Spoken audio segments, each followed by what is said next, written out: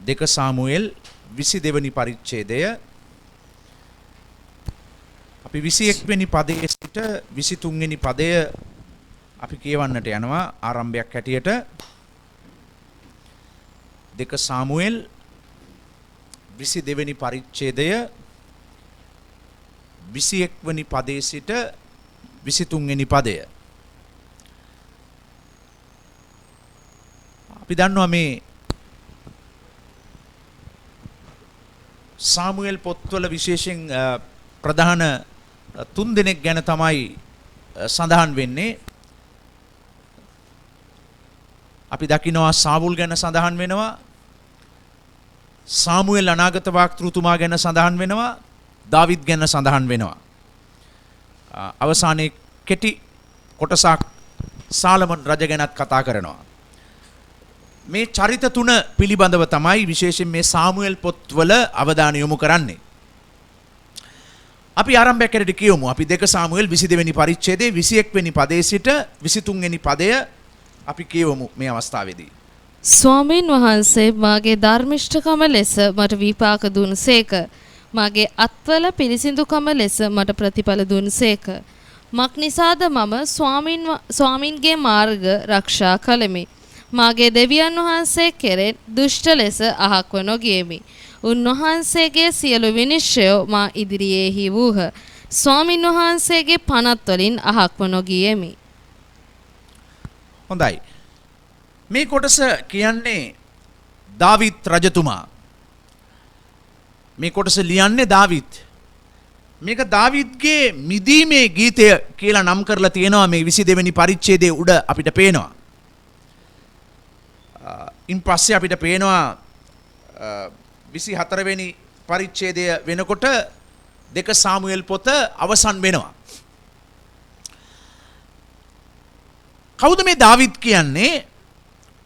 ඔබ මම දන්නවා දාවිත් ගැන නිතර බොහෝ අපි දේශනාවන් පණිවිඩ අපි ඉගැන්වීම් අසලා තියෙනවා දාවිත් ගැන. දාවිත් දෙවියන් වහන්සේ විශේෂ ආකාරයෙන් තෝරාගත් මිනිසෙක්. දාවිත් යෙස්සේගේ පුතා බාලපුත්‍රයා. ඔහුව කුඩා කාලෙදිම දෙවියන් වහන්සේ කැඳවීමක් ඔහුට දෙනවා ඊශ්‍රායෙල් රජ බවට පත් වෙනවා කියලා. ඔහු ඉතා කුඩා තැනක සිට ඉතා ඉහළම ස්ථානය කරා පැමුණුණු කෙනෙක්. දාවිත් කියන්නේ ඉතා කුඩා ස්ථානයේ සිට ඉහළම ස්ථානය කරා ජීවිතේ පැමිණියා වූ මිනිසෙක් තමයි මේ දාවිත් කියලා කියන්නේ. එක් අවස්ථාවකදී දාවිත් එඬේර කොල්ලෙක් හැටියට ජීවත් වෙනවා. එතනදී අපි දකිනවා ඔහු සංගීතයට ඉතාමත් ප්‍රිය කරපු සහ එවැනි සංගීතය පිළිබඳ හොඳ හැකියාවක් දක්ෂතාවයක් පෙන්වපු කෙනෙක් දාවිත් කියලා කියන්නේ. ඒ වගේම දාවිත් ඒ කුඩා කාලේ ඉඳලම සටනට ඉතාමත් දක්ෂ මිනිසෙක් හැටියට හිටියා. අපි දකිනවා ඔහුගේ ජීවිතේ ඉතාමත් ඉහළට එසවෙන අවස්ථාව වෙන්නේ මේ දාවිත් ගොලායත්ව මරපු අවස්ථාවේ පිලිස්ති හමුදාවේ ගොලායත්ව මරපු අවස්ථාව තමයි ඔහුගේ ජීවිතේ ඉහළට එසවෙන ලක්ෂ්‍ය හැටියට අපිට දකින්න පුළුවන්කම තියෙන්නේ. ඒ වගේම දාවිත් කිවියෙක් ඔහු කවියෙක් හැටියට අපිට දකින්න පුළුවන්කම තියෙනවා. ඒ වගේම දාවිත් දක්ෂ පරිපාලකයෙක් කියලා අපිට දකින්න පුළුවන්කම තියෙනවා ඉදිරියට යන විට. මේ ආකාරයෙන් දාවිත්ගේ ජීවිතයේ බොහෝ දක්ෂතාවයන් වලින් පිරී තිබුණා. දාවිත්ගේ ජීවිතයේ කුඩා තැන සිට දෙවියන් වහන්සේ ඔහුව ඉතා උසස් ස්ථානය කරා ජයග්‍රාහී ලෙස අරගෙන ආවා. බයිබලයේ මේ දාවිත්ගේ නම සඳහන් වෙලා තියෙනවා 10 වතාවකට වඩා. දාවිත්ගේ නම නව කිවිසුමේම 59 වතාවක් දාවිත්ගේ නම සඳහන් වෙලා තියෙනවා. එක්තරා විදියකින් මෙසියස් වහන්සේ ගැලවුම් කාර්යයා පැමිණෙන්නේ දාවිත්ගේ ඒ වංශෙන් මේ දාවිත්ව මූලික වුණා මිදුම්කාරයාව මේ ලෝකයට එවීම සඳහාත්. මේ විදියට ගත්තම දාවිත් කියන්නේ හැකියාවන් වලින් පිරුණු කුඩා කාලේ ඉඳලා දෙවියන් වහන්සේ තෝරාගත් පල්ලෙහා මට්ටමක සිට ඉහළට දෙවියන් වහන්සේ ගෙනාවා වූ මිනිසෙක් දාවිත් කියලා කියන්නේ. බොහෝ දක්ෂකම් වලින් පිරුණු හැකියාවන් වලින් පිරුණු මිනිසෙක් දාවිත් කියලා කියන්නේ. ඔහුගේ රාජ්‍ය කාලයේ අවුරුදු 40ක් පමණ ඔහු රජකම් කළා. ඉතාමත් සාර්ථක ජයග්‍රාහී ගමනක් ඔහු පැමිණියා. මේ දාවිත්ගේ කාලයේ තමයි ඔහුගේ මිසරේ දක්වා ඔහුගේ රාජධානිය විශාල කරන්න පුළුවන්කමක් ලැබුණේ දාවිත්යි. ඒකේ ප්‍රතිඵල තමයි පසුව සාලමන් භුක්ති විඳේ.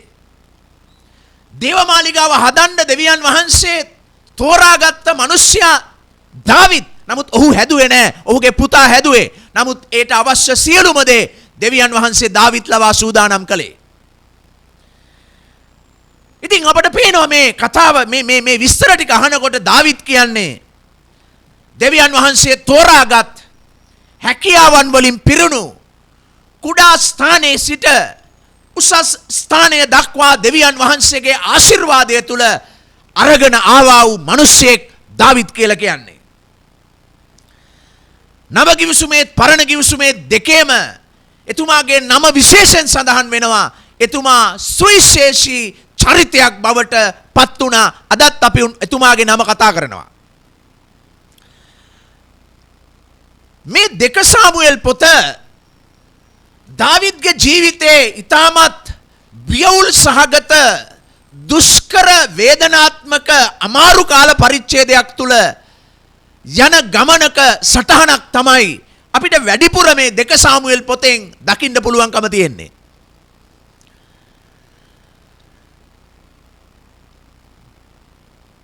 දාවිත්ගේ ජීවිතේ මේ දෙක සාමුවෙල් පොතට අපි එනකොට අපි දකිනවා පළවෙනි පරිච්ඡේදයේ ඉඳලා පල්ලෙහාට යනකොට අපිට දකින්න පුළුවන්කම තියෙන්නේ දාවිත් ඊටමත් දුෂ්කර අමාරු කාල පරිච්ඡේදයක තදින් ගමන් කරන ආකාරයයි. හැබැයි මේ සෑම දෙයක් මැදම දෙවියන් වහන්සේගේ බලවත් හස්තය දාවිත් මත තබලා දෙවියන් වහන්සේට පුළුවන් වුණා ඔහුගේ ජීවිතේ මූණ දෙන හැම බියවුල් සහගත දේවල් වල දෙවියන් වහන්සේට පුළුවන් වුණා බලවත් දේ කරලා ඔහු ඔසවන්න. ඔබ දන්නවද ඔබේ ජීවිතේ ඔබ මූණ දෙන හැම බියවුල් සහගත ජීවිත අමාරුකමක් මැද ඔබගේ ජීවිතේ ඔබ මූණ දෙන හැම දුර්වලකම් අඩුපාඩුකම් මැද දෙවියන් වහන්සේ ඊට ඉහළින් සිටිනවා ඔබේ ජීවිතේ බලවත් දේ කරන පිණිස. දාවිත් මේ දෙක සාමුවෙල් 22 වෙනි පරිච්ඡේදයේ ඔහු ගැන ඔහු සඳහන් කරනවා 21 වෙනි පදයේ සිට 23 වෙනි පදයේ දක්වා මෙවන් කරුණු තුනක්. එක ඔහු කියනවා 21 වෙනි පදයට යනකොට ඔහු නිර්දෝෂ ධර්මිෂ්ඨ මිනිසෙක්ව සිටියා කියලා. දාවිත් කියනවා මම දෙවියන් වහන්සේ ඉදිරිපිට නිර්දෝෂ ධර්මිෂ්ඨ පවිත්‍ර මිනිසෙක් හැටියට මම සිටියා කියලා ඔහු කියනවා. දෙවැනි කාරණය 22 වෙනි පදයට යනකොට කියනවා ඔහු ස්වාමින් වහන්සේගේ මාර්ගවලින් අහක්ව නොගොස් උන්වහන්සේගේ මාර්ගවලම ඔහු ගමන් කළා කියලා කියනවා. තුන්වෙනි කරුණ තමයි 23 වෙනි පදයට වගේ යනකොට කියනවා ඔහු ස්වාමින් වහන්සේගේ ව්‍යවස්ථාව ආරක්ෂා කළා. උන්වහන්සේගේ වචන වලට ඔහු කීකරුව ජීවත් වුණා කියලා කියනවා. මේ තමයි දාවිත් පිළිබඳව මේ ගීතයේ දාවිත් ගැන කියන දේ. දැන් මොනවද සාමාන්‍යයෙන් අපි දාවිත් කියලා කිව්වම දාවිත් ගැන අහන ප්‍රවෘත්ති දාවිත් කියන්නේ ඊටමත් පෞකාර ජීවිතයක් ගත කරපු අවස්ථාවන් තමයි අපේ ඔළුවට එන්නේ.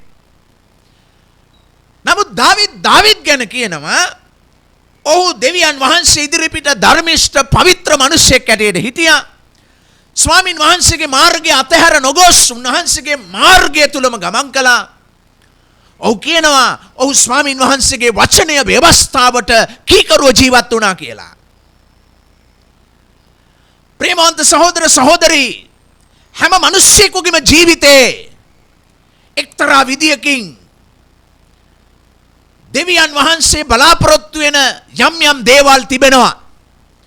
දෙවියන් වහන්සේට ප්‍රේම කරන ජීවිතයක් තිබෙනවා. දෙවියන් වහන්සේට ගෞරව කරන ජීවිතයක් තිබෙනවා. දෙවියන් වහන්සේගේ මාර්ගය තදින් අල්ලගෙන ඒ මාර්ගය තුල ජීවත් වෙන ගමනක් තිබෙනවා. බොහෝ හැකියාවන් තිබෙනවා ඔබට. බොහෝ දක්ෂතාවයන් ඔබට තියෙන්න පුළුවන්. බොහෝ අගයන් වටිනාකම් ඔබේ ජීවිතේ ඉස්මතු වෙනවා වෙන්න පුළුවන්. නමුත් ඔබ දන්නවද ඒ ඔබේ ජීවිතය තුලම යම් යම් බියවුල්කම් යම් යම් දුර්වලකම් පොරබැදීම්ද ඔබේ ජීවිතේ ඉස්මතු වෙන්නට පුළුවන්.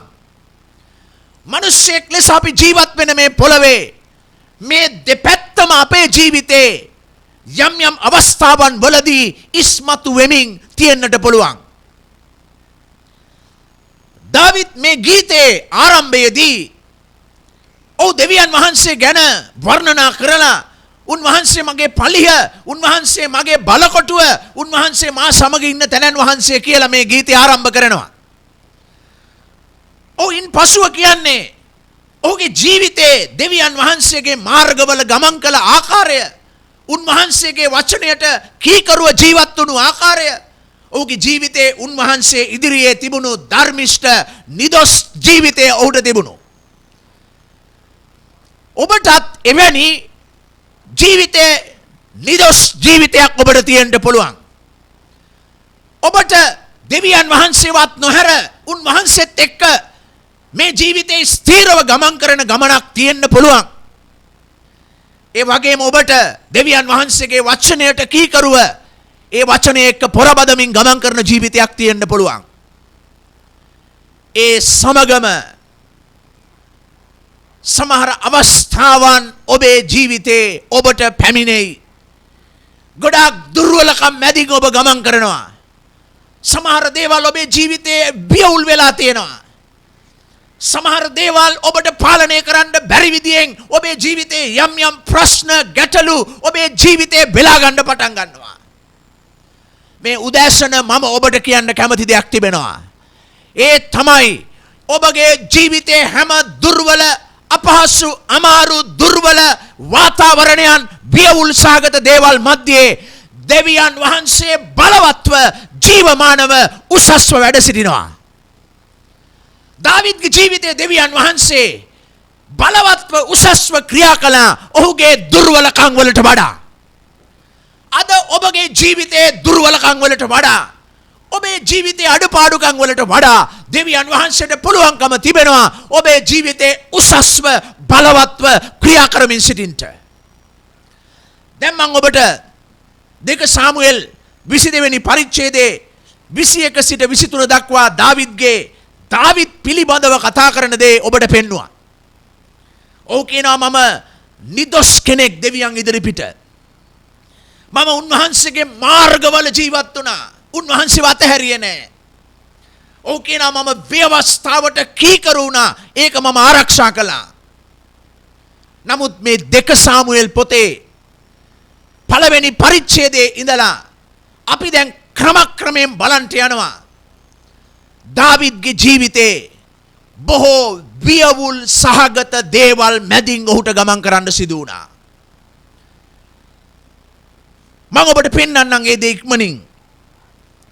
අපි 2 සාමුවෙල් පළවෙනි පරිච්ඡේදයට අපි හරවමු. මේ 2 සාමුවෙල් පොතේ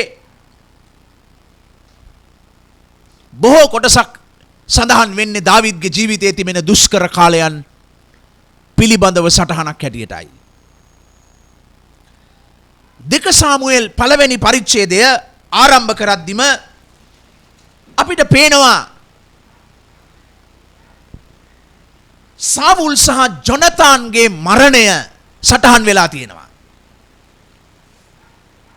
අපිට පේනවා ඒ පරිච්ඡේදයේ 17 වෙනි පදයට යනකොට ජොනතන්ගේ මරණය ගැන දාවිද් ඇඬුවා කියලා තියෙනවා. කවුද මේ ජොනතන් කියන්නේ? සාවුල් රජතුමාගේ පුතෙක් ජොනතන් කියන්නේ. සාවුල් රජතුමා දාවිත්ව මරන්ට යනකොට අපි දන්නවා දාවිද් ගොලියත්ව මැරුවා. ඒ අවස්ථාවේ සෙනග කිව්වා රජතුමාට වඩා දාවිද් දසදහසක් මැරුවා. සාවුල් දහසක්ද දාවිද් දසදහසක්ද කියලා සෙනග ඔල්වරසන් දෙන්න පටන් ගත්ත දාවිද්ට. දාවිද් ජනතාව අතර ප්‍රසාදයට පාත්‍ර වෙන මිනිසෙක් වුණා රජතුමාට වඩා, සාවුල් රජට වඩා. අන්න එවැනි අවස්ථාවක දාවිද්ට විරුද්ධව සාවුල් රජතුමා ඊර්ෂ්‍යා කරන්න පටන් ගත්තා. එතනින් පස්සේ දාවිද්ව පන්න සාවුල් රජතුමා දාවිද්ව මරන්ට සෙව්වා. දාවිද් රජවාසලෙන් පැනලා ගිහිල්ලා ඔහුට බොහෝ කාලයක් සිටින්න උනේ සාවුල් රජතුමාගෙන් සැඟවිලා. අන්න ඒ කාලේ දුෂ්කර කාලයක ගමන් කරන වෙලාවේ, අමාරු ජීවිතය අවදානමකින් ජීවත් වෙන වෙලාවේ ඔහුට මිත්‍රයෙක් හැටියට ලං වුණේ මේ සාවුල්ගේ පුතා ජොනතන් තමයි. ඔහු දාවිද්ව ආරක්ෂා කළා. දාවිද්ට උපකාර කළා. වෙන කිසිවෙක් හිටියේ නෑ දාවිද්ට. නමුත් අපිට පේනවා මේ 2 සාමුවෙල් පොතට එනකොට දාවිද් උපකාර කළ, ප්‍රේම කළ මිත්‍රය හැටියට හිටපු ජොනතන් දාවිද්ගේ හමුදාව අතින් මරණයට පත් වෙනවා. සාවුල් සමාවෙන්න දාවිද්ගේ හමුදාව නෙවෙයි. එතකොට ජොනතන් මරණයට පත් වුණාම දාවිද් අඬන්න පටන් ගන්නවා 17 වෙනි පදේ. තමාටම උපකාර කළ මිත්‍රයා තමාට නැති වුණා. මේක එක්තරා විදියකින් දාවිද්ගේ ජීවිතයේ දාවිද් මුණ දුන්නා වූ වේදනාත්මක අවස්ථාවක් කියලා අපිට දකින්න පුළුවන්. ඉන් පස්සේ 11 වෙනි පරිච්ඡේදයට යනකොට අපිට දකින්න පුළුවන්කම තියෙනවා දාවිද් රජෙක් හැටියට ඔහු රජකම් කරමින් සිටින කාලයේදී බැත්සෙබා කියනා වූ කාන්තාවක් සමග වෛශාකමේ පාපයට දාවිද් හසු වෙනවා. මේක දාවිද්ගේ ජීවිතයේ තාමත් කැලලක්, දාවිද්ගේ ජීවිතයට ඇතිවුණු ප්‍රබල කැලලක් ලෙස අපි දකිනවා.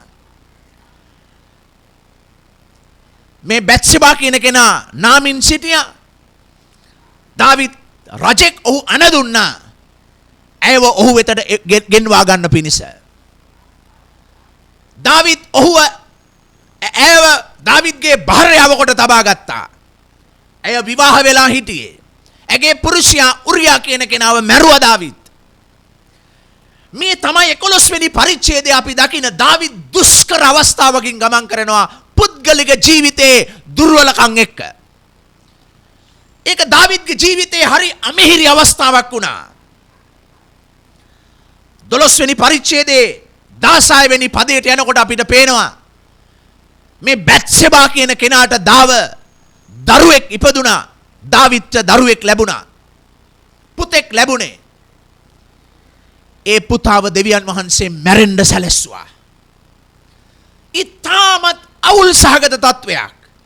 ඊටමත් වේදනා සහගත තත්වයක්. තමන්ගේ පුද්ගලික ජීවිතයේ දුර්වලකම්, තමන්ගේ පුද්ගලික ජීවිතයේ දුර්වලකම් තමුන්ව වෙලාගෙන තමුන්ව අමාරුකමට පත් වෙන අවස්ථාවක අපි දකින්නේ. අනිත් පැත්තෙන් තමන්ගේම දරුවා තමාට නැති වෙනවා. පියෙක් හැටියට දෙවියන් වහන්සේ ඉදිරිපිට ඊටමත් අමාරු කාල පරිච්ඡේදයකින් දාවිද් ගමන් කරනවා. ඊළඟට 13 වෙනි පරිච්ඡේදයට යනකොට දාවිද්ගේ දරුවන් ලොකු වෙනවා. දාවිද්ගේ භාර්යාවන් කීප දෙනෙකුට තව දරුවන් සිටියා. එයින් ඔබට පේනවා 13 වෙනි පරිච්ඡේදයට යනකොට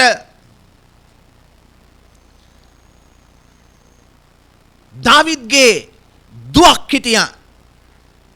මේ දුවව දාවිද්ගේ අනිත් භාර්යාවගේ දරුවා පුතා දූෂණය කරනවා, බලහත්කාරකම් කරනවා. එකම තාත්තගේ දරුවන් අතර එක දරුවෙක් අනිත් දරුවව දූෂණය කරනවා. ඔබට පේනවද තාත්තා කෙනෙක් හැටියට, නායකයෙක් හැටියට දාවිද් ඉතාමත් අමාරු, අපහසු, බියවුල් සහගත ජීවිතයේ කාල පරිච්ඡේදයක ගමන් කරනවා. ඉන් පස්සේ 13 වෙනි පරිච්ඡේදයේ 22 වෙනි පදයට යනකොට 23 වෙනි පදයට යනකොට අපිට පේනවා අබ්සලෝම් කියන ඒ දූෂණයට ලක් වෙච්ච නැගණියගේ අයියා අබ්සලෝම් කියන කෙනා දාවිද්ගේ අනිත් පුතාව, අබ්සලෝම් කියන්නේ දාවිද්ගේ පුතෙක්, දූෂණයට ලක් වෙන දුවත් දාවිද්ගේ දුවක්, දූෂණය කරන පුතත් දාවිද්ගේ පුතෙක්. දැන් මොනවද කරන්නේ?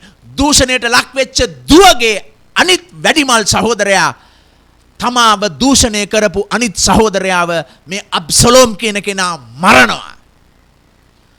ඔබට පේනවද පවුල ඇතුලේ ලොකු බියවුල්කම්, පවුල ඇතුලේ ඉතාමත් දුෂ්කර කාලයක් තුලින් දාවිත් ඔළුව ගෙනියන්නේ.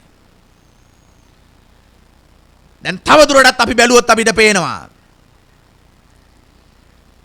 15 වෙනි පරිච්ඡේදයට යනකොට 15 වෙනි පරිච්ඡේදයට යනකොට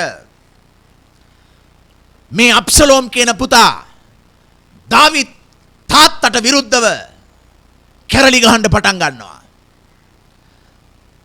තාත්තට විරුද්ධව කණ්ඩායමක් මෙහෙवला තාත්තගේ රාජ්‍ය පැහැරගන්න මේ අබ්සලෝම් ක්‍රියා කරන්න පටන් ගන්නවා. දැන් දාවිත් එක දරුවෙක් නැති වුණා. තව දරුවෙක් නැති වුණා. ඒක වෛරයක් හැටියට ඒ පවුල ඇතුලේ මුල් බැස්සා. දැන් ඒ පුතාම තාත්තට විරුද්ධව ගිහිල්ලා, තාත්තගේ පාලනයට විරුද්ධව ගිහිල්ලා කණ්ඩායමක් හදා ගන්නවා. ඒ තාත්තගේ පාලනයට විරුද්ධව කැරලි ගහලා තාත්තව පන්නලා දාන්න. මොනවද සිදු වෙන්නේ?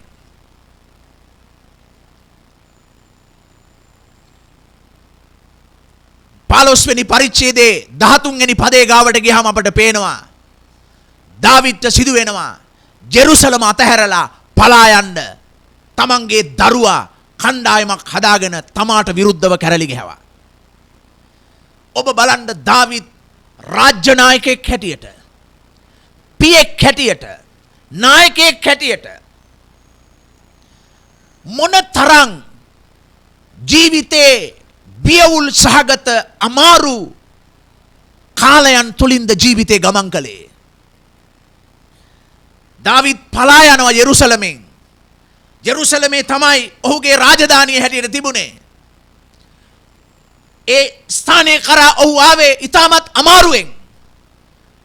දැන් සාවුල්ගේ හමුදාව උන්ට විරුද්ධව සිටියා. ඒ හැම දෙයක්ම පරාජය කරලා දාවිද් යෙරුසලමට පැමිණ ඔහුගේ රාජ්‍ය පිහිටෙව්වා. නමුත් දැන් ඔහුගේම පවුල ඇතුලේ ප්‍රශ්න, ඔහුගේ පවුල ඇතුලෙන්ම සතුරා නැගිටලා දාවිද්ගේ පුතාම දාවිද්ට විරුද්ධව කැරලි ගහලා දාවිද්ව පන්නා දමනවා. දාවිද් යෙරුසලම අතහැරලා ඔහුගේ සේනාවත් එක්ක ඔහු පලා යනවා. 16 වෙනි පරිච්ඡේදයට යනකොට 16 වෙනි පරිච්ඡේදයේ 5 වෙනි පදයේ සිට ඔබ බැලුවොත් ඔබට පේනවා සාලමන් රජතුමාගේ ඒ නායකත්වයේ යටතේ රාජධානිය තුල සිටියා වූ පිරිසක් කෙනෙක් ඇවිල්ලා දාවිද්ට ශාප කරනවා. උඹ තමයි සාමුල් රජව නැති කලේ කියලා දාවිද්ට ශාප කරනවා. රජෙක් හැටියට දාවිද්ට හැකියාව තියෙනවා සමූල ඝාතනය කරන්න අයව. නමුත් දාවිද් ඝාතනය කරන්නේ නැහැ. තමන්ගේ සේනාවට කියනවා ඉඩ හරින්න, ඔහුට දොස් කියන්න ඉඩ හරින්න කියලා. දාවිද්ට ශාප කරනවා අනිත් අය. සාවුල් රජතුමා කළ දේවල් අමතක කරලා දාවිද්ගේ ජීවිතේ දාවිත් අමාරුවට පත් වෙන අවස්ථාව උපයෝගී කරගෙන දාවිත්ට සාප කරන්න පටන් ගන්නවා. එතනින් ආපු අනිත් සෙනග ඔබට පේනවා 16 වෙනි පරිච්ඡේදයේ 5 වෙනි පදේ ඉඳලා ඔබ කියවගෙන ගියොත් ඔබට මේ විස්තර දකින්න පුළුවන්කම තියෙනවා. ඊළඟට අපි දකිනවා තවත් දුෂ්කර අවස්ථාවන් වලින් දාවිත් ගමන් කරනවා. 18 වෙනි පරිච්ඡේදයට යනකොට දාවිත්ට විරුද්ධව අප්සලෝම් කැරලි ගහලා ඒකේ අවසාන ප්‍රතිඵලය උනේ මොකද්ද? දාවිත්ගේ හමුදාව අතින් අප්සලෝම් මරණයටපත් වුණා. දැන් අනිත් පුතත් මැරුණා. මේක දාවිත් වේදනාත්මක අවස්ථාවක්. තමන්ගේ දරුවෝ එකිනෙකා විනාශ වෙනවා. තමන්ගේ සෙනග තමන්ගේ රාජධානිය තමන්ට නැති කරනවා. තමන්ගේම දුර්වලකම් තමන්ගේ ජීවිතේ ඉස්මතු වෙන්න පටන් ගන්නවා. ඔබට පේනවා 19 වෙනි පරිච්ඡේදයට එනකොට යලි අප්සලෝම් නැති වුණාට පස්සේ දාවිත් ජෙරුසලමට එනවා. දාවිත් ජෙරුසලමට ඇවිල්ලා රජෙක් හැටියට නැවත රාජධානිය ස්ථාපිත කරගෙන ඔහු වැඩ කටයුතු මෙහෙවගෙන යන්න පටන් ගන්නවා. යලි ස්ථිරතාවයකට ඇවිල්ලා වැඩ කරන්න පටන් ගන්නකොට 20 වෙනි පරිච්ඡේදයේ ඔබට පේනවා සෙබා කියලා එක මිනිසෙක් නැගිට සෙනග මෙහෙවනවා දාවිත්ට විරුද්ධව කැරලි ගහන්න කියලා. දාවිත් දැන් ජෙරුසලමට යලි ඇවිල්ලා ස්ථිරව ගමනක් යන්න පටන් ගත්තා විතරයි. දාවිත්ගේ රාජ්‍ය ඇතුළෙන්ම සෙබා කියලා කෙනෙක් නැගිටලා දාවිත්ට විරුද්ධව කැරලි ගහන්න සංවිධානය කරනවා, සැලසුම් කරනවා, ජනතාව මෙහෙවන්න පටන් ගන්නවා.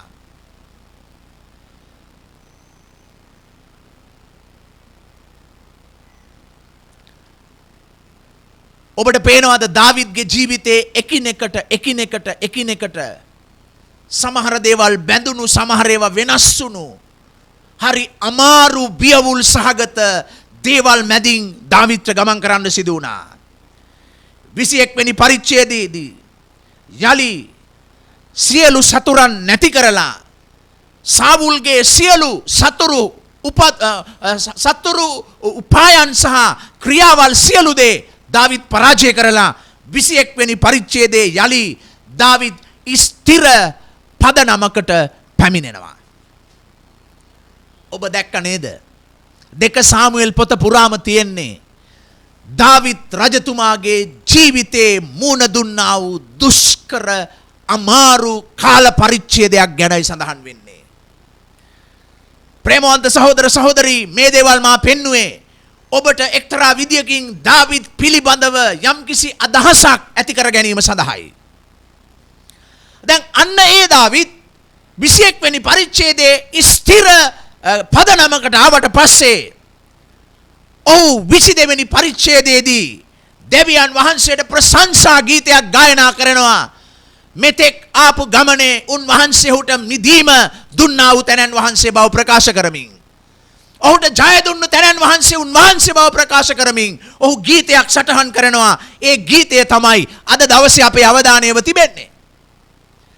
ඒ ගීතය ඔබට පේනවා දාවිත් ගායනා කරද්දී ඔහු කිව්වා 21 වෙනි පදේ ඉඳලා 23 අපි ආරම්භක පදේ හැටියට බැලුවා. දාවිත් කියනවා මම නිර්දෝෂ කෙනෙක්ව ගමන් කළා ඔබ වහන්සේ ඉදිරිපිට. දාවිත් කියනවා මම ඔබගේ මාර්ගات නොහැර ඔබගේ මාර්ගයේ තුල මං ජීවත් වුණා. දාවිත් කියනවා 23 වෙනි පදයට යනකොට ස්වාමිනී ඔබගේ වචනයට ව්‍යවස්ථාවට කීකරුව මං ජීවත් වුණා. අන්න ඒ දාවිත් මේ 2 සාමුවෙල් පොතේ වේදනාත්මක වියවුල් සහගත දුර්වල කන් සහිත ජීවිත දේවල් තුලින් ඔහු ගමන් කරනවා. දැන් ඔබට පේනවා දෙකක්. එකක් ඔහු කියනවා මම නිර්දෝෂ කෙනෙක්. මම දෙවියන් වහන්සේගේ මාර්ගය තුල උන්වහන්සේවත් නොහැර ගමන් කළ කෙනෙක්. මම දෙවියන් වහන්සේගේ වචනයට කීකරුව ජීවත් වුණු කෙනෙක්. තව පැත්තකින් ඔබ දකිනවා දාවිද්ගේ ජීවිතේ දුර්වලකම් දාවිද්ගේ ජීවිතේ ඉස්මතු වෙලා තිබුණා. දාවිද්ගේ ජීවිතේ බොහෝ ප්‍රශ්න ගැටලු වේදනා මැදින් දාවිද්ට ගමන් කරන්න සිදු වෙලා තිබුණා. අන්න ඒ දාවිද් දෙවියන් වහන්සේ කුඩා තැන සිට ඉතා උසස් තැන දක්වා දෙවියන් වහන්සේ ඒ දාවිත්ව අරගෙන ආවා. මේ අරන් එන ගමන ජීවිතේ දාවිද්ගේ යහපත් දේවල් ගුණාත්මක වටිනාකමකින් යුක්ත දේවල් ඔහුගේ ජීවිතයේ තිබෙන අතර යම් යම් දුර්වලකම් යම් යම් අඥාන ක්‍රියාවල් යම් යම් ජීවිතයේ බියවුල් සහගත ප්‍රශ්න ගැටලු විරෝධතා විවිධ දේවල් මැදින්ද දාවිද්ට ගමන් කරන්න සිදු වුණා.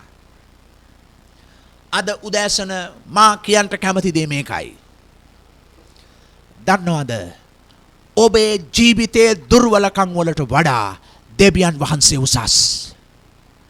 දැනට ඔබට මුණ දෙන්න තිබෙන ප්‍රශ්න වලට වඩා දැනට මුණ දෙන ඔබ මුණ දෙන විරෝධතාවයන් වලට වඩා දැනට ඔබ මුණ දෙන බියවුල්කම් වලට වඩා ඔබත් එක්ක ජීවමානව සිටින තැනන් වහන්සේ බලවත්ව සිටිනවා. දාවිත්ව තෝරගත්ත දෙවියන් වහන්සේ ඔබව මාව තෝරාගෙන තිබෙනවා. උන්වහන්සේට ඔබ ගැන සැලැස්මක් තිබෙනවා. ඒක ඉටුවෙන් තියන්නේ ඔබේ දුර්වලකම් වලට ඉහළින් දෙවියන් වහන්සේගේ බලය ක්‍රියා කරමිනුයි. ඔබ සර්ව සම්පූර්ණ නැහැ. ඔබ අඩුපාඩුකම් සහිත කෙනෙක්. ඔබ ජීවිතයේ දුර්වලකම් එක්ක පොරබදන කෙනෙක්. ඒ දුර්වලකම් එක්ක පොරබදමින් ඔබ දෙවියන් වහන්සේ ඉදිරිපිට නිදොස් කෙනෙක් වගේ ජීවත් වෙන්න ඔබ උත්සාහ දරනවා. ඔබේ ජීවිතයේ අඩුපාඩුකම් එක්ක ඔබ පොරබදන විට ඔබට වෙන අයගෙන් ප්‍රශ්න එනකොට ඔබ ඒව දරාගෙන ඔබ දෙවියන් වහන්සේගේ මාර්ගය අත නොහැර ඒ මාර්ගය තුල ඔබ අඛණ්ඩව ගමන් කරන්න ඔබ පොරබදනවා. ඒක දාවිද්ගේ ජීවිතයේ තිබුණා. අනිත් පැත්තෙන් තමන්ගේ දුර්වලකම් මෙන්ම අනිත් අය තමන්ට කරන දේවල් දරාගෙන දාවිද් දෙවියන් වහන්සේගේ වචනය අත් නොහැර ඒ වචනය තුලම ඒ ගමන ඉස්සරහට යන්න ඔහු ධෛර්යමත්ව සිටියා. ඔබ දන්නවද එවන් මිනිස්සෙක්ව දෙවියන් වහන්සේ අත්හරින්නේ නැහැ කවදාවත්.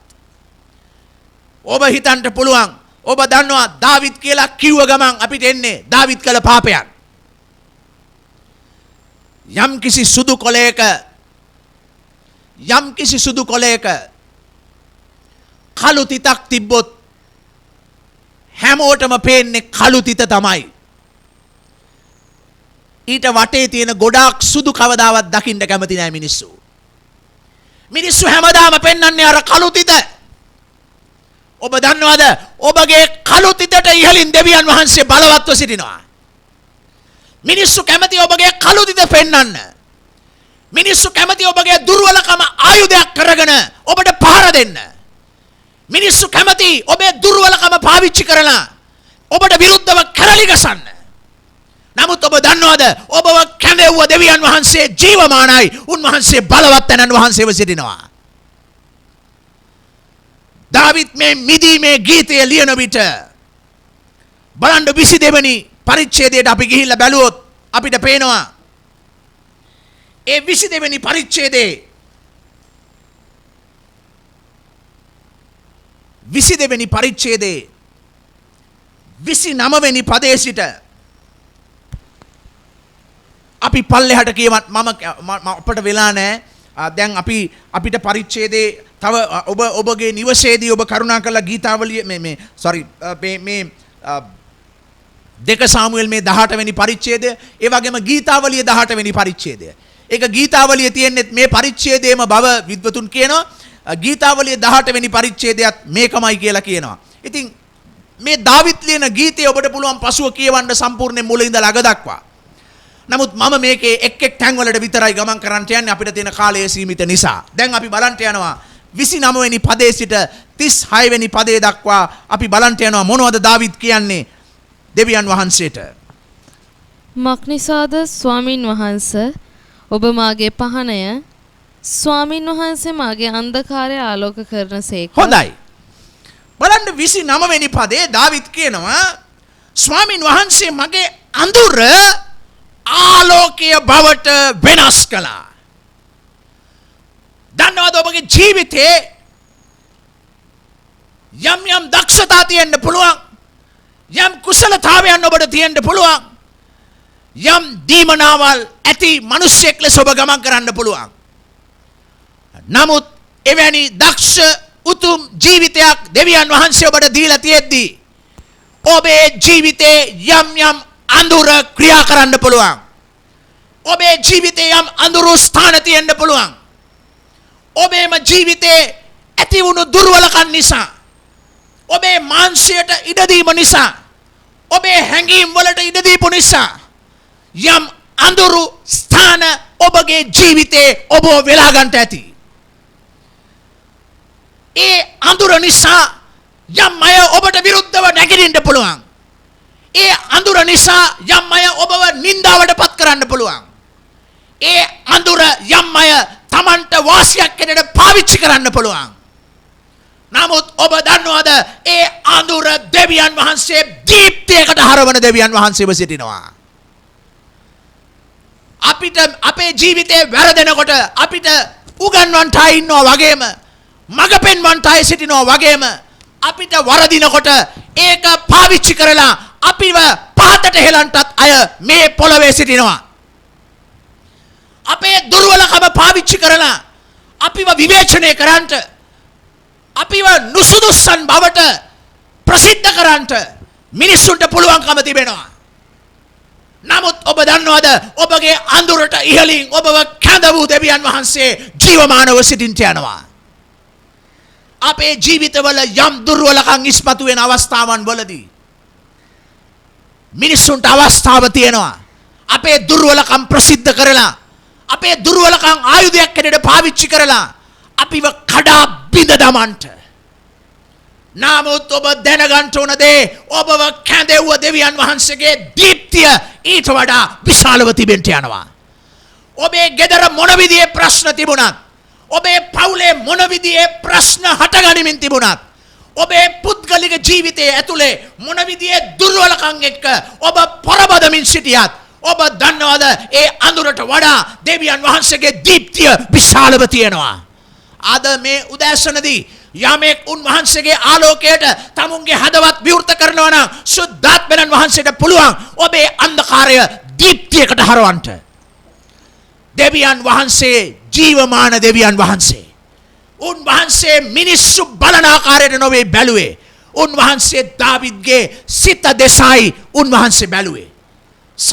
සාමුවෙල් අනාගත වක්තෘට කිව්වා මම මිනිස්යන් බලන්නක් මෙන් නොබලනසේක.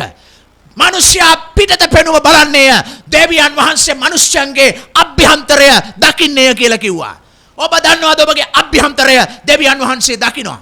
ඔබ දුර්වලකම් එක්ක පොරබදනවා නම් දෙවියන් වහන්සේ ඔබේ අභ්‍යන්තරය දකිනවා. ඔබගේ ජීවිතේ දුර්වලකම් නිසා ඔබ නින්දාවෙන් පීඩා විඳිනවා නම් ඔබගේ අභ්‍යන්තරය දෙවියන් වහන්සේ දකිනවා. ඔබ මුණ දුන්නු ප්‍රශ්න නිසා ඔබගේ පවුලේ ලොකු ආරවුල් බියවුල් සහගත දේවල් ඉස්මතු වෙලා තිබෙනවද? ඒ අඳුරට ඉහළින් දෙවියන් වහන්සේගේ බලය දීප්තිය බලවත්ව තියෙන්න යනවා. දැනගන්න ඕනේ දේ උන්වහන්සේ ඔබේ දුර්වලකමට වඩා උසස්.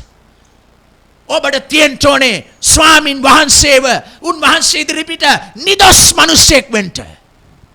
අඩුපාඩුකම් තියෙයි, පොරබැදීම් තියෙයි, පවුලේ ප්‍රශ්න තියෙයි, මිනිස්සු ඔබට විරුද්ධව ක්‍රියා කරයි. නමුත් දෙවියන් වහන්සේ ඉදිරිපිට නිදොස් හදවතක් තියෙන මිනිසයා දෙවියන් වහන්සේ ඉදිරියට අරන් යනවා. දාවිද් කිව්වා ස්වාමිනී මම නිදොස් මිනිසෙක් ඔබ ඉදිරියේ කියලා. 22 වෙනි පදේ කිව්වා. දෙවියන් වහන්සේගේ දීප්තිය බලවත් දාවිද්ගේ අඳුරට වඩා. අද මේ උදෑසන ඔබේ අඳුරට වඩා ඔබව මුදාගත් දෙවියන් වහන්සේගේ ආලෝකයේ බලවත්ව තිබෙනවා.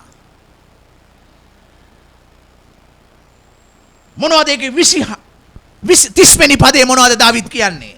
ඒ ගීතේ මක්නිසාද ඔබ කරුණ කොටගෙන සමුදාවකට විරුද්ධව දුවමි.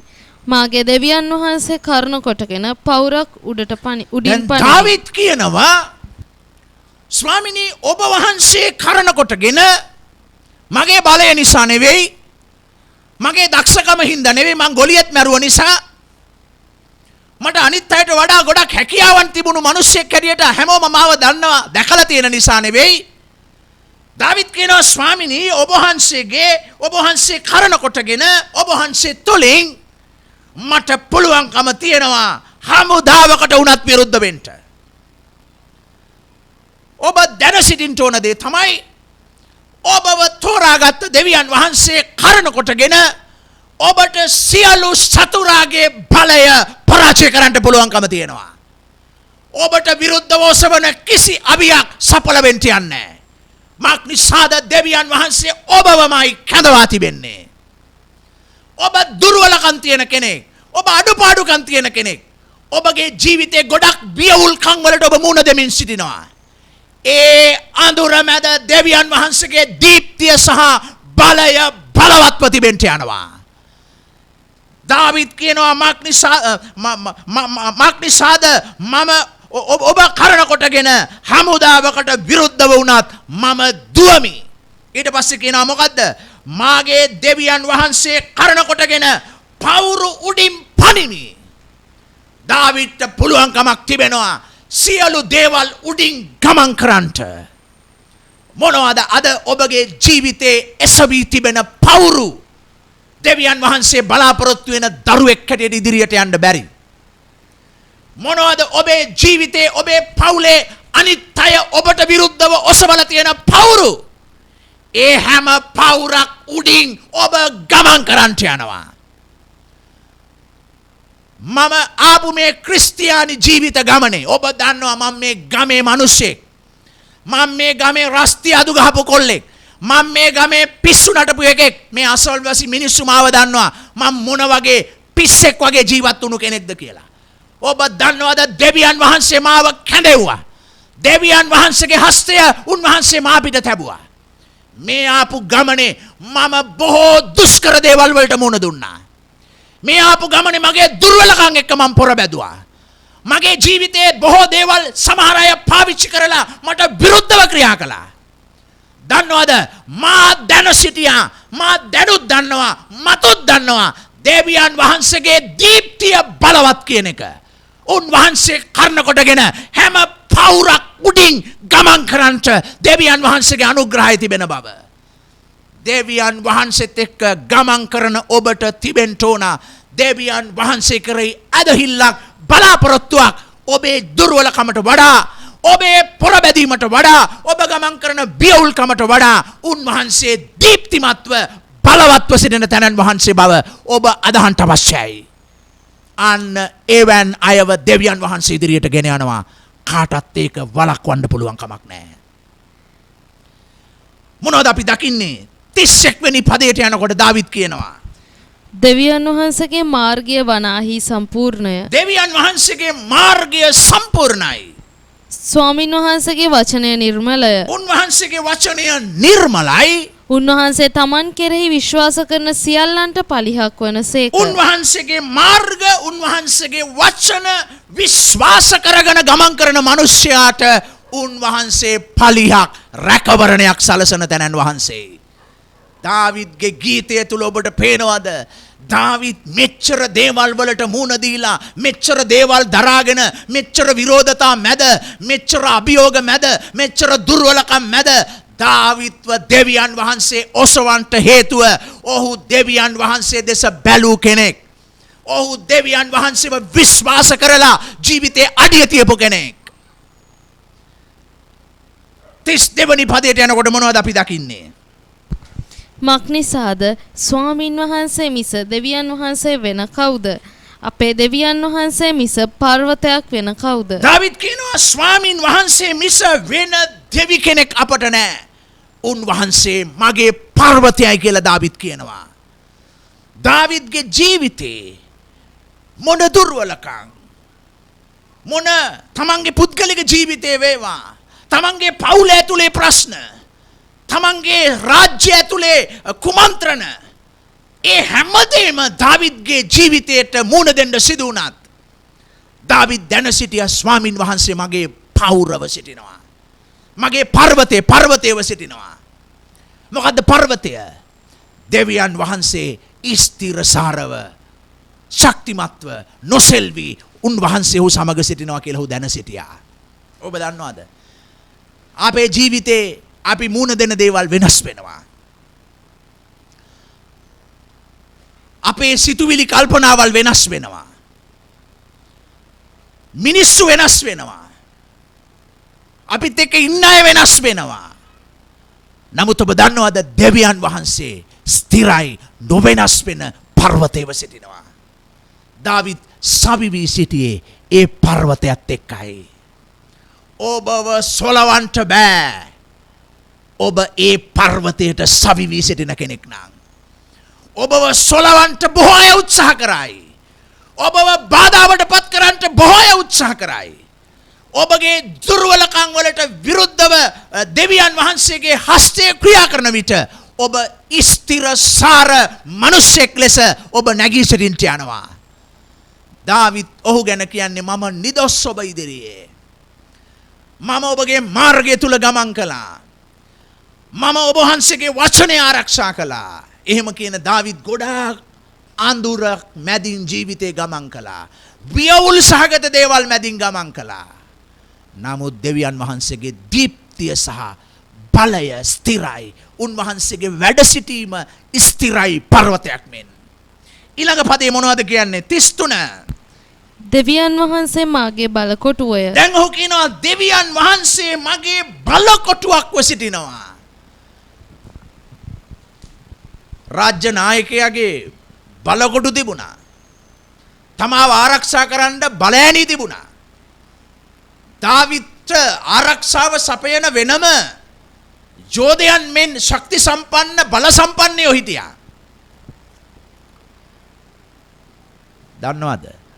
ඔබ වටා මොන බල සම්පන්නයෝ හිටියත් මොන තරම් ශක්ති සම්පන්න දේවල් තිබුණත් මොන විදිහේ හැකියාවන් දක්ෂතාවයන් ඔබ වටා තිබුණත් ස්වාමින් වහන්සේ ඔබේ බලකොටුව කරගෙන නැත්නම් ඔබ සතුරාට යට වෙන්න යනවා. නමුත් සතුරාට විරුද්ධව ගමන් කරන්නට හැකියාව තියෙන්න යන්නේ දෙවියන් වහන්සේ මගේ පර්වතය උන්වහන්සේ මගේ බලකොටුව කරගෙන ගමන් කරන මිනිසයාටයි. ඒ නිසා අපි අපේ පර්වතය මිනිස්සු නෙවෙයි. අපේ පර්වතය සංවිධාන නෙවෙයි. අපේ පර්වතය සෙනග නෙවෙයි. අපේ පර්වතය ස්වාමින් වහන්සේ. අපේ බලකොටුව ස්වාමින් වහන්සේ. අන්න එවිට අපි ආරක්ෂාවෙන්ට යනවා. එවිට අපි සුරක්ෂිතව ගමන් කරන්නට යනවා. ස්ථිරව අපි ගමන් කරන්නට යනවා. මොනවද කියන්නේ 34? උන්වහන්සේ මාගේ පාද මුවදෙනුන්ගේ පාදමෙන් කරනසේක. දැන් දාවිද් කියනවා ස්වාමිනී මගේ පාද ඔබ වහන්සේ මුවදෙනෙකුගේ පාදමෙන් කරලා තිබෙනවා. අර කඳු පර්වත උඩ මුවෙකුට පුළුවන්කම තියෙනවා ඒ ගල් අතරින් පැනලා ගමන් කරගෙන යන්න උඩට.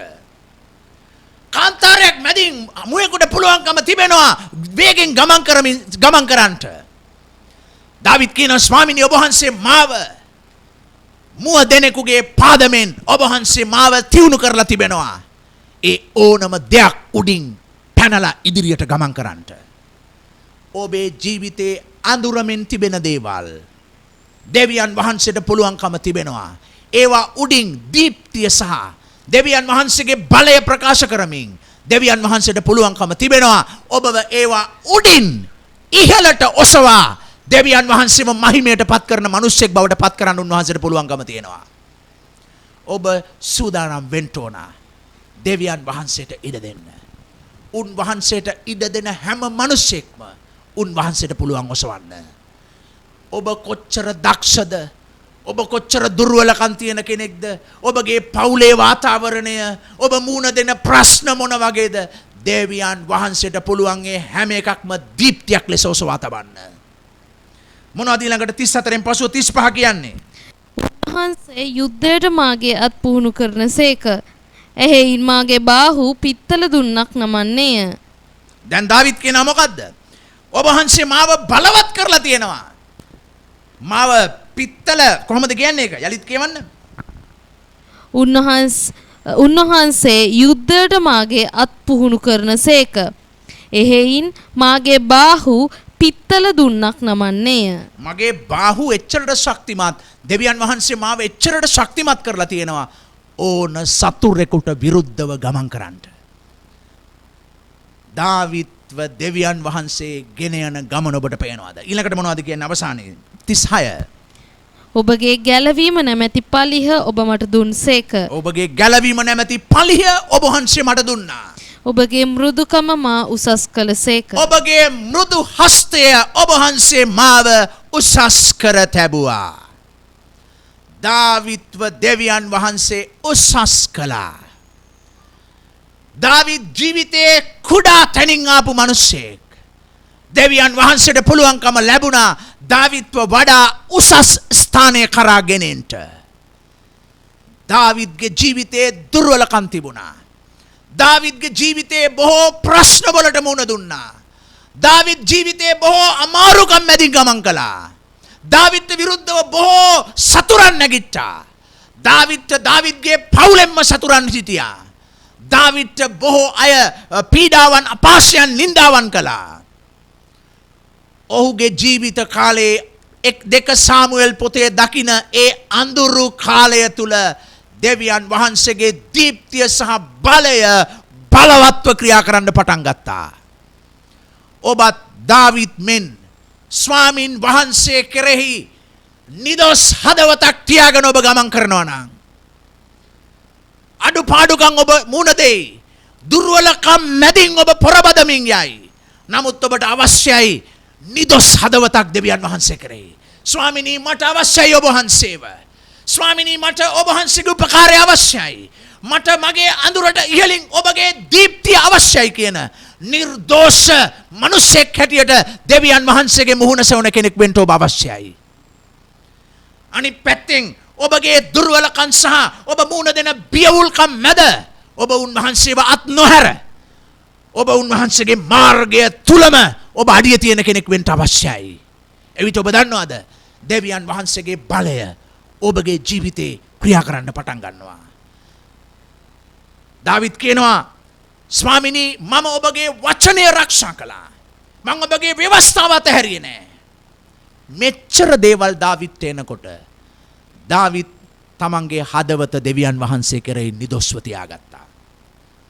දුර්වලකම් මතුවෙච්ච අවස්ථාවේ දාවිත් ඒවා පිළි අරගෙන ඒවා පසුතැවිලි වෙලා ඒවා දෙවියන් වහන්සේට කියා දීලා අත්හැරලා දාවිත් ගමන් කරා ඉදිරියට. දාවිත්ට විරුද්ධව තමන්ගේ පවුලේ අය ක්‍රියා කරන විට දාවිත් දෙවියන් වහන්සේගේ හදවත ඇති මිනිසෙක් හැටියට ඒවට ප්‍රතිචාර දැක්ුවේ. මම ඔබට ඊළඟ අවස්ථාවකදී පෙන්වන්නම්. දාවිත් මොන විදිහේ ප්‍රතිචාරද දැක්ුවේ ඔහු මුණ දුන්නු ප්‍රශ්න ඇතුලේ කියලා. ප්‍රේමවන්ත සහෝදර සහෝදරී, අද දවසේ ඔබ තේරුම් ගන්න ඕන වැදගත්ම දේ මේකයි. ඒ හැම අඳුරකට වඩා වියවුල්කමකට වඩා දෙවියන් වහන්සේගේ ආලෝකය බලවත්. ඔබගේ හැම පොරබැදීමක් ඔබගේ පවුලේ ඔබගේ අනිත් මිනිස්යන් අතරේ ඔබ විඳින පීඩාවන් වේදනාවන් වලට වඩා දෙවියන් වහන්සේගේ හස්තය බලවත්ව තියෙන්න යනවා. කිසිම මිනිසෙක්ට හැකියාවක් නැහැ දෙවියන් වහන්සේ කැඳවනු ලැබූ ඔබව මාව පරාජය කරන්නට. ඔබට සිටින සෑම සතුරාගේ බලයන් පරාජය වෙන්න යනවා. මක් නිසාද ඔබගේ දැස් තිබෙන්නේ දෙවියන් වහන්සේගේ මුහුණ දෙස නම් ඔබ ජය ලබන්නට යනවා. ඒක වළක්වන්න පුළුවන් කමක් නැහැ. දාවිත් කියන්නේ අද අපි හැම කෙනෙක් කතා කරන නම් දරු මිනිසෙක් බවට පත් වී තිබෙනවා. මේ උදෑසන මොනවද ඔබගේ ජීවිතයේ අඳුර? ඔබේම ජීවිතේ වසාගෙන තිබෙන අඳුර මොන වගේද?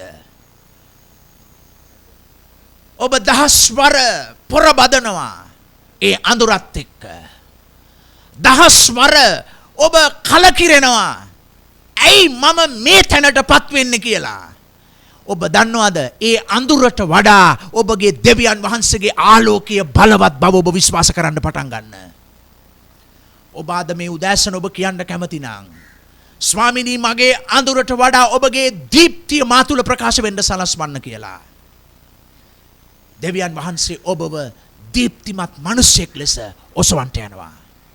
ඔබ මොන පවුලක ඉපද සිටියත් ඔබ මොන පවුල් වාතාවරණයක් දුෂ්කර බියවුල් සහගත දෙයක් මැදින් ඔබ ගමන් කළත් ඔබ දන්නවද ඔබගේ දෙවියන් වහන්සේගේ දීප්තිය සහ බලය අධිකව ඔබේ ජීවිතේ ක්‍රියා කරන්නට යනවා. අද ඔබ කියන්ට ලෑස්ති නම් ස්වාමිනී මා තුළ සිටින්න සුද්ධාත්මයන්නි මගේ අඳුරට ඉහළින් ඔබ වහන්සේගේ බලය ක්‍රියා කරන්න. මගේ දුර්වලකමට වඩා ඔබ වහන්සේගේ බලය මගේ ජීවිතේ වැසා ගන්න සලස්වන්න කියලා. දෙවියන් වහන්සේ දේ කරන්න සූදානම්. අපි සියලු දෙනා දැස්පසා ගනිමුද ස්වල්ප වේලාවක් ඉන්න ස්ථානවල සිටිමින්. අපි ඉන්න ස්ථානවල සිටිමින් අපි දෙවියන් වහන්සේ දිහා බලමු. ප්‍රේමවන්ත සහෝදර සහෝදරී මොන විදිහේ අඳුරක් ඔබේ ජීවිතේ ඔබ වසා ගනිමින් සිටියත් ඔබේ ජීවිතේ මොන අඳුරක් ඔබේ ජීවිතේ ඔබට විරුද්ධව නැගී සිටිමින් තිබුණත් ඔබගේ දෙවියන් වහන්සේගේ දීප්තිය බලවත්ව තිබෙනවා.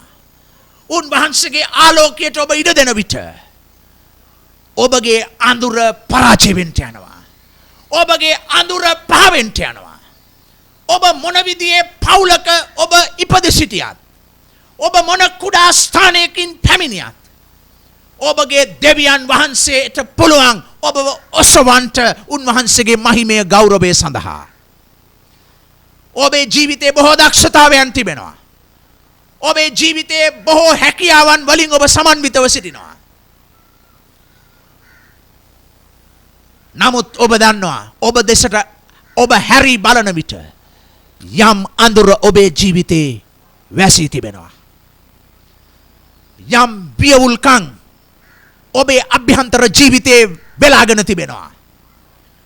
ඔබ කරන් යන වැඩවලදී ඔබේ පෞල් ජීවිතයේදී යම් යම් බියවුල් සහගත දේවල් මැදින් කැළඹිලි සහගත දේවල් මැදින් ඔබ ගමන් කරමින් සිටිනවා.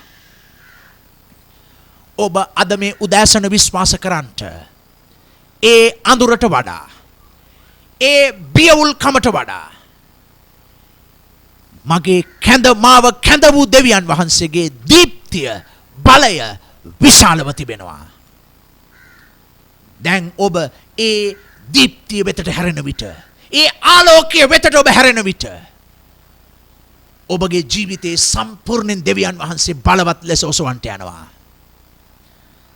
ඔබට විරුද්ධව ඔසවන කිසි අවියක් සඵල වෙන්න යන්නේ නැහැ.